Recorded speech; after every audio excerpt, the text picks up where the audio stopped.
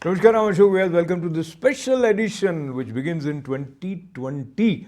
When we start a new year, we want to make sure that we do the best that we can. And in order to do that, we requested Narinder Kapoor ji, who has fashioned, designed, structured his life with the help and inspiration, especially from Srimad Bhagavad Gita, along with guidance from his Guru Ji, Harihar Ji Maharaj. So, invoking the presence of Guru Shakti, taking this opportunity of welcoming Narinder Kapoor to your studio. Jai Namaskar. Shri. So, Jai Shri Krishna, how are you, sir? Beautiful.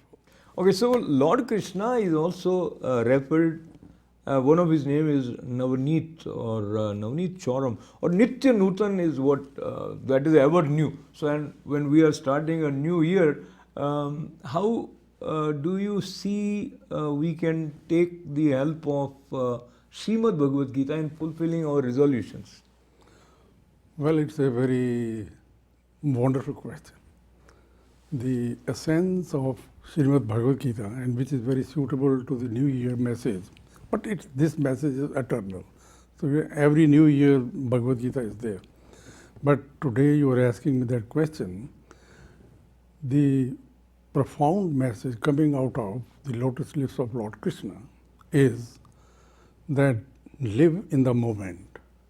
Live in the moment means try to enjoy your life moment by moment, otherwise it will become a memory. So before it becomes a memory, enjoy it. Because the material with which we are made of, that is a changeable material. Everything is changing with the speed of light. And nothing is permanent.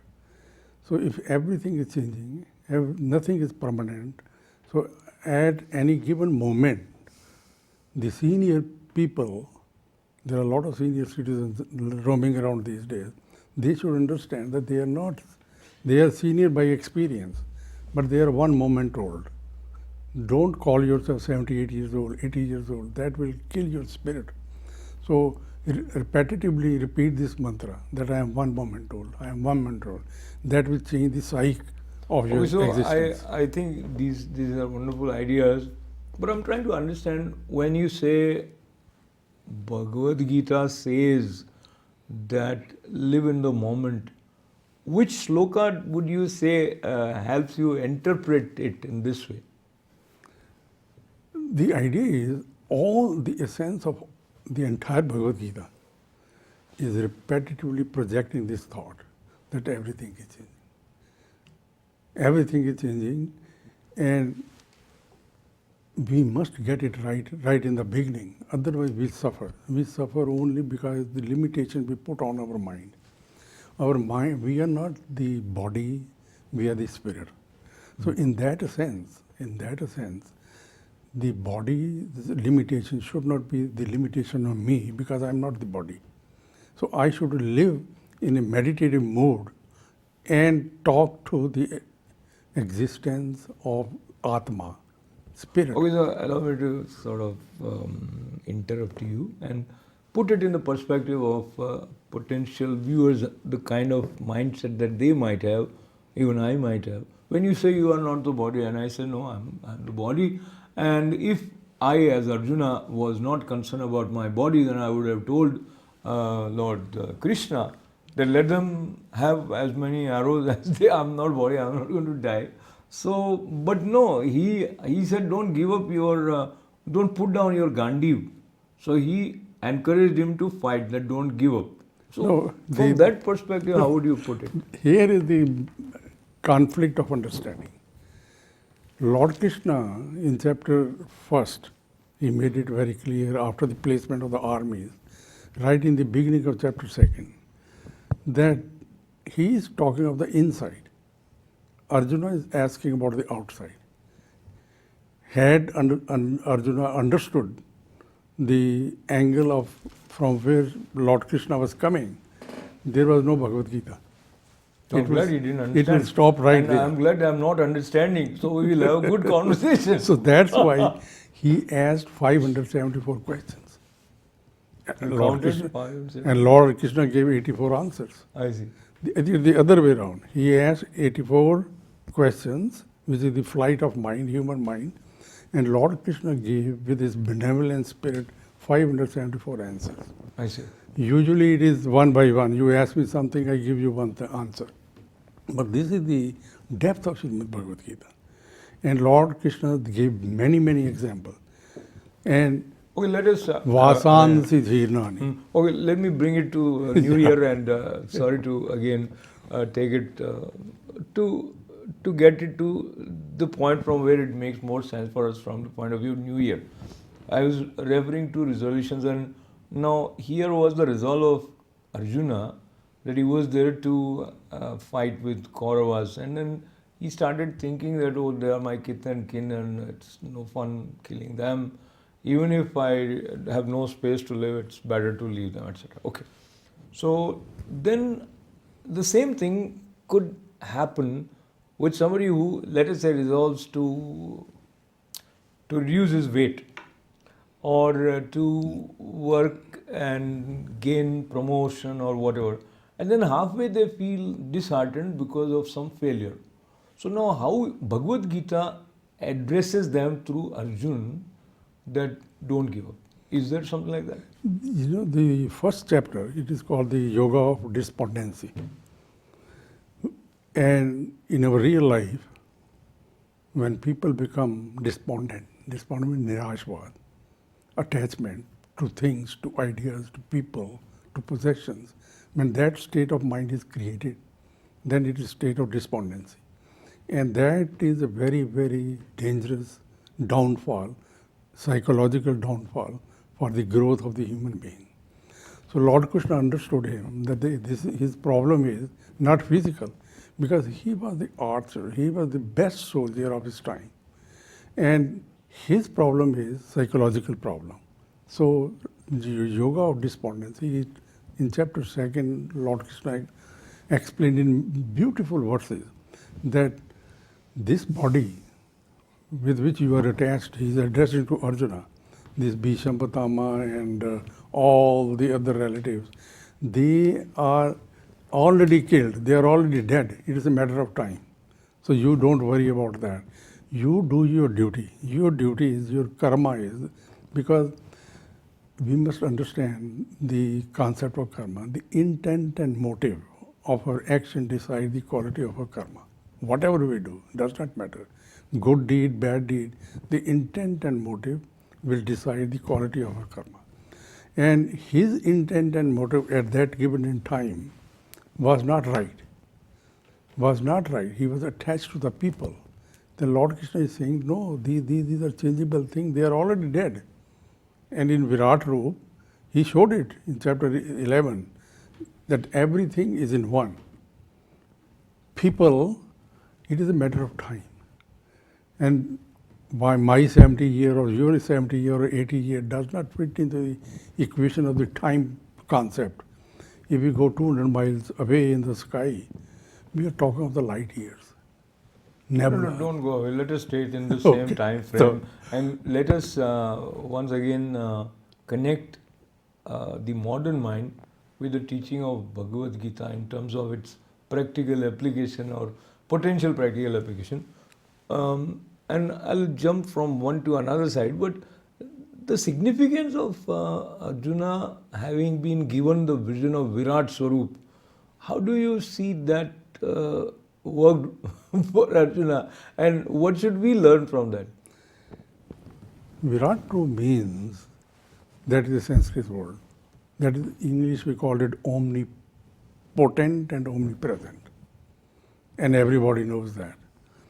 So हम कहते भी हैं, हिंदी में भी कहते हैं कि ईश्वर कण कण में है, लेकिन दिखाई तो देते नहीं. लोग मंदिरों में ढूंढते हैं, दरगाहों में ढूंढते हैं, चर्चों में ढूंढते हैं, टेम्पलों में. But Lord Krishna says in chapter 15, I shared this thought before also, Sarvasya Chaham, Haridhi Sannivishto Mattaha Samritir Jnanam Pohanam, Vedai Sarvai Rahame Vedyo, Vedant Kride Avidevicha. I am seated in the heart of everybody. Now this is the divine assurance, divine awareness. So if Lord Krishna is seated in the heart of everybody, here it is the practicality of this idea, then everybody is divine. Everybody is? Divine. Yes. Now that is the presumption, that everybody is divine. Like in law, in criminal justice, everybody is innocent till proven guilty. That is the presumption of law. This is the spiritual presumption coming out of Srimad Bhagavad Gita, that everybody is divine. Provided, now here is the practical wisdom, provided he or she does the divine work. Divine work means follow the dharma. Dharma means value system. When the Creator created this creation, He made the rules. In Sanskrit we call it dharma, in English we call it value system. So if you follow the value system means become selfless. You are dharmic. Selfish, you are dharmic. Become empathetic, you are dharmic. But when you are giving hard time to your family, to your friends, you are a dharmic. It is very simple. Life is simple, we make it difficult because we don't obey the laws. And then we pay the price. Most of the sufferings are self-inflicted. Human body is the apex point of evolution. The Lord, the Almighty God, created this human body, the finest product. इसके ऊपर कुछ नहीं है. Since he is the best engineer, इसमें कोई defect भी नहीं है. Defect इसलिए हमें लगता है because we misuse it and abuse it.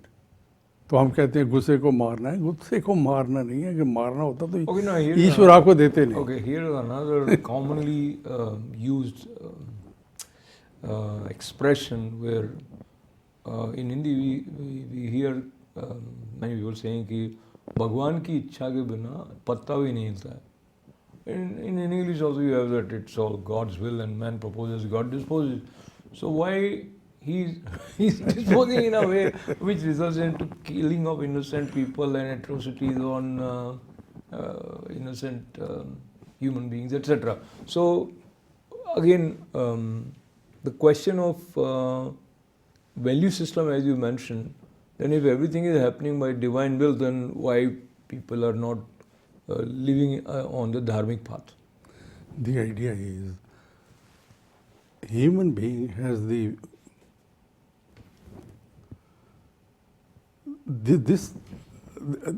let me put it in a different way.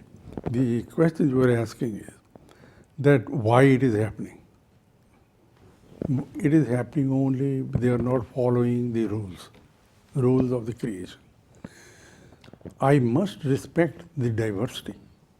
Until and unless I respect the diversity in all form, in all shapes, I am not following the rules. Because the Creator created this diversified universe. Who am I not to respect it? So that is the starting point. We all must follow and get the right idea that this diversity is created by Lord. I must respect it. Having said that, now there are exceptions. Exceptions are... When you say diversity, what do you mean in this Diversity means, look at the ecology. Billions types of trees, sea world, and people like you and me, 7.3 billion people all crowded on this little, we call it a globe. Every person is different by shape and size and color and design. And the golden thread running through that creation is that inside we are all same. When the African mother cries, she cries exactly like Indian mother. Or American lady when is very happy. Okay, so let us come to the intellectual part of human mind or brain, the way diversity is reflected there. So when you say diversity, I'm kind of connecting with my question. Mm-hmm. So there are some people who are very good, very kind. There are some people who are unkind. There are some people who are merciful. There are some people who are merciless, ruthless, and they are very callous in their normal day-to-day communication also. So that is also a kind of diversity, you would say. Yeah. Okay, so this is where my question is: if the aspired state is that you follow the value system, then you will be at the refined state. Then why God's will let some people not follow the correct path? No, then this question is a very deep and a philosophical question. And according to the wisdom of Srimad Bhagavad Gita, kicks in the theory of reincarnation, the theory of karma. As you sow, so shall you reap. And life is not a one-time experience. There are 8.4 million evolutions. उसके बाद मनुष्य जीवन मिलता है. So if I miss this chance, which is the apex point of creation, I don't know in the line of 8.4 million evolutions where I will be standing. Since life is a cycle, and at the end of the day, you have to make a balance sheet. And the debts, credits and debits which are there is one item on the balance sheet which is called, this is a technical term, it is called the owner's equity. That is your own investment. That is what you, in the corporate world, that is your thing only. Other things belong to the shareholders. So in real life, at the end of the day when I leave this planet, leave my mortal body and go for my journey, the balance sheet goes with me in a very subtle form, in a chip. And that chip is embedded in the womb of the prospective mother. And when we get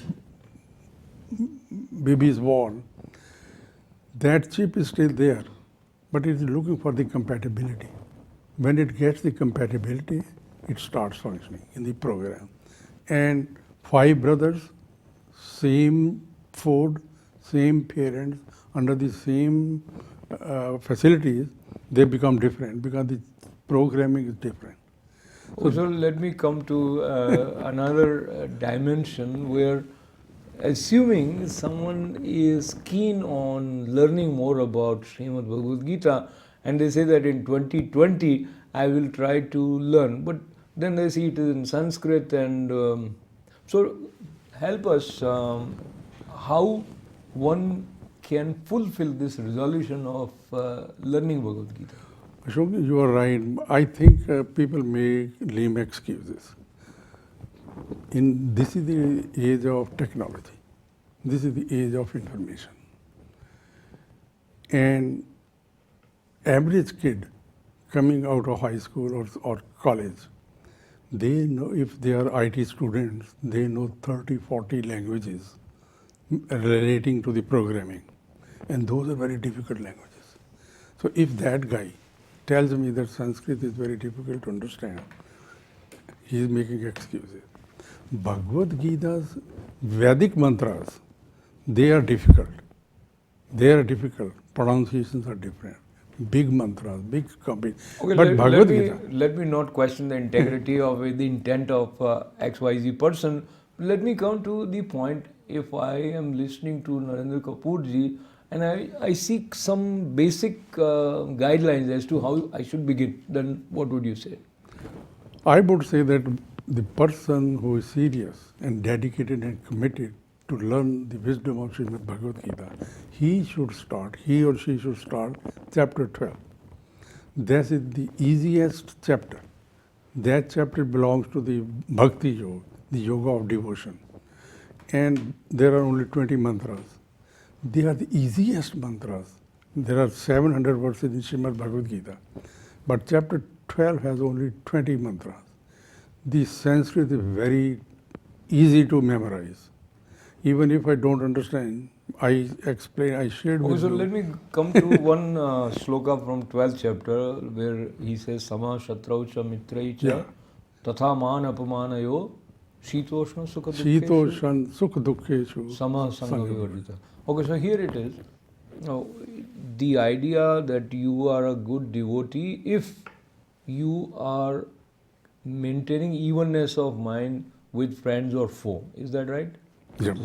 But I would say that, I mean, anybody who feel that it's, how is it possible? It is possible because I have to understand the concept. It looks difficult because the concept is not truly understood in the right perspective. Samashatrau cha mitre cha tatha mana pamanyo shito shan sukha dukkeshu samasanga vivarjita. Tulya ninda situr mauni santushto yen kenichit aniketa sthirmadir bhaktiman. This is all the words, and these are the emotion names of the emotions. These are all names of and there are 39 emotions in chapter 12, verse 13 to verse 20. There are 39 emotions which are called qualities of a bhakta. The person who intends to become a bhakta, he must cultivate these 39 qualities or emotions. And the wisdom and the guarantee given by Lord Krishna is that when you master one quality or one emotion in its entirety, practice it, make it perfect, then the 38 will follow. Okay, so the one that you quoted, Tulya Ninda Stutramani, it says that whether somebody is praising you or somebody is criticizing you, not just criticizing, even abusing you, you maintain the same evenness of mind. Is that? Yeah. Now, Yes. okay. So now you are saying that Lord is saying that if you develop these qualities, then you are the kind of devotee who is dear to me, right? Then you are connected to me. We are connected. So now here we are thinking that God would simplify our lives, and you are giving us all these sort of pre-qualifying aspects of qualities which are very difficult to practice. No, it is very easy. I shared with you before that in order to become dharmic, these are the qualities of the dharmic or a bhakta. Bhakta means, I must understand what is bhakta. एक है भक्त, एक है विभक्त. विभक्त जो जुड़ा हुआ नहीं है, भक्त जो जुड़ा हुआ है. जुड़ा हुआ नहीं, ये दीवार के साथ नहीं जुड़ना है. The ideas, to understand that divinity is all around. So if divinity is all around, I am connected now. Then my quality of performance will be at peak because I am being watched by that divinity. Then I should not initiate any bad action. We do most of our bad actions, bad intentions, with the very profound conviction that nobody is looking at me. And that is the root cause of all these sins.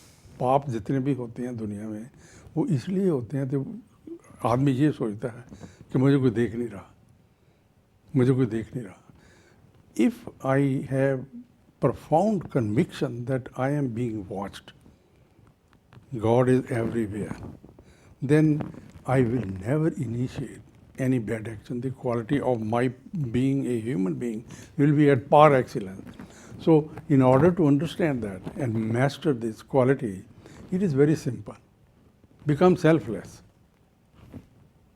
Become selfless. I think that is the mantra we will carry in 2020, because we are almost near the concluding part of our conversation. So refresh us in the context of Srimad Bhagavad Gita, how to lead our lives in this year in the optimum level or optimum manner, so that we perform, we excel, and we are happy. Well, I think before I address that question, quickly I want to give the enlightenment of Bhagavad Gita. When Bhagavad Gita was initiated by Lord Krishna in the battlefield of Arjuna, Kurukshetra, at that time there was no religion. There was no religion. So the man was talking, God was talking to the man. And whatever in Bhagavad Gita is embedded, it is universal. Its appeal is universal, without color, creed, anything. No geographical limitations. So the applicability of the thoughts are universal. So for Hindus, Muslims, Sikhs, whatever their faith is, it does not matter. If they follow this eternal message, because if you Google the Bhagavad Gita, it is called the Song of God. When God sings, He sings for everybody. Not for me, not for you. So people could understand that Bhagavad Gita is the gem, and they should hold it, they should polish it by conviction, by becoming selfless, by empathy, touching the feet of the elders, going into soup kitchens and serving the hungry people. Whatever resources you have, if you are very beautiful, share your knowledge that how you become beautiful. Wonderful. So be beautiful, and beautiful inside out is when you act selflessly, is what we learn from Narinder Kapoor ji. But there is much more that Srimad Bhagavad Gita teaches us about when we connect with it in our own way. And there is a kindling of that inspiring fire which has taken place with the help and presence of dedicated, learned, and selflessly serving the community. Narinder Kapoor ji, thank you very much for joining us. Happy New Year to you, sir. The same to you, Jai Shri Krishna, and wish you good health. So thanking him and thanking all of you with lots and lots of good wishes for a great 2020. This is Ashok Vyas.